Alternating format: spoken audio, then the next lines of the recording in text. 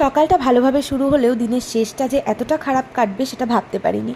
সন্ধেবেলা পর্যন্ত বাবি একদম ওকে ছিল, কিন্তু তারপর থেকে বাবির আস্তে আস্তে গায়ে টেম্পারেচার হওয়া স্টার্ট হয়।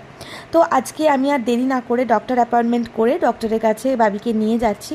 আর যেহেতু বাবি কিছুই খেতে চাইছে না, সেই জন্য একটু ফ্রুট জুস খাইয়ে নিয়ে ওকে বেরিয়ে গিয়েছিলাম। স্টেশনে পৌঁছেই ডার্ক ফ্যান্টাসির চকলেট শেকটা কিনলাম আর একটা কেক নিয়েছিলাম। স্যারের কাছে পৌঁছে স্যারের সাথে কথা বলে জানতে পারলাম এটা ভাইরাল ফিভার 2-3 দিন থাকবে, বাট লাকিলি বাবির আর জ্বর আসেনি।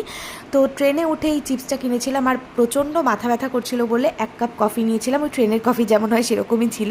স্যার যে মেডিসিনগুলো প্রেসক্রাইব করেছিলেন সেগুলো নিয়েই বাড়ি ফিরেছিলাম। বাড়ি ফিরে ফ্রেশ হয়ে বসে গিয়েছিলাম চা খেতে। বাপি নিয়েছিল ব্রাউন ব্রেড আর সাথে ছিল মুড়ি মাখা। সেই দিয়েই খাওয়া দাওয়াটা কমপ্লিট করে তারপর বাবির জন্য ফ্লাস্কে গরম জল ভরে রাখলাম। 2 দিন ধরে ছেলে আমার কিচ্ছু খেতে চাইছে না, সেই কারণে রাত্রিবেলা ওকে দুধ আর রিজাম দিয়েছিলাম। আজকের ভিডিওটা এতটুকুই রাখছি। Thanks for watching.